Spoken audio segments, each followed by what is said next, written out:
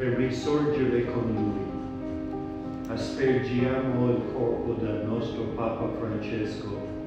Rendiamo grazie a Dio. The Vatican released the first visuals of Pope Francis following his death, showing him in a wooden coffin, wearing a red robe with the papal mitre on his head and a rosary intertwined in his hands.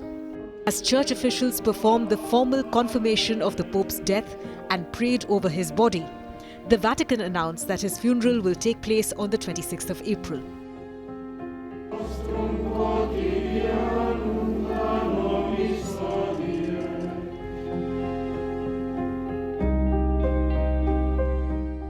Pope Francis's body currently lies in the chapel of the Santa Maria residence, where he lived during his 12-year papacy. His body will be transferred from Santa Maria to St. Peter's Basilica in a procession on the 23rd of April.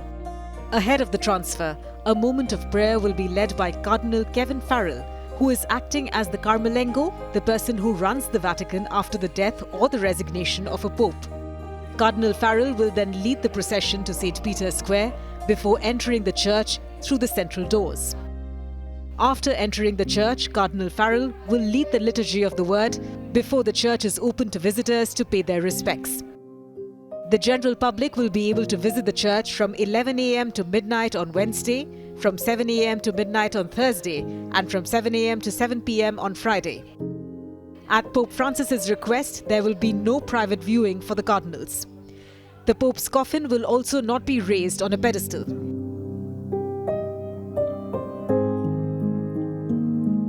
The night before Pope Francis's funeral, the Carmelengo and senior cardinals seal the coffin, placing a white cloth over his face.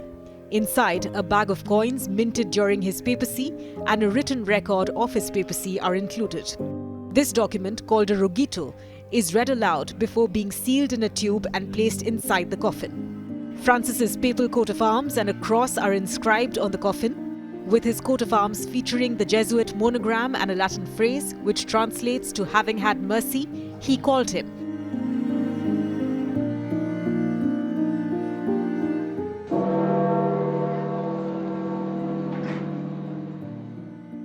The Pope's funeral will take place in the square in front of St. Peter's Basilica on the 26th of April, starting 10 a.m. local time. The service will be led by the Dean of the College of Cardinals, Cardinal Giovanni Battista Re. Patriarchs, cardinals, archbishops, bishops and priests from across the globe will take part. Heads of state and royalty will travel to Italy for the event. Among those who have already announced their attendance are US President Donald Trump and French President Emmanuel Macron. The service will end with the final commendation and valediction, marking the beginning of 9 days of mourning for the Pope. The pontiff's body will then be taken inside the church before being transported to St. Maria Maggiore Basilica in Rome for the burial.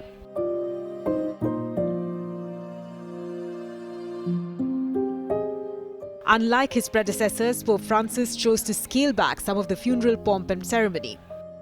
Last year, he had requested to be buried at St. Maria Maggiore rather than in the crypt of St. Peter's Basilica, making him the first pope not to be buried in the Vatican for more than a century.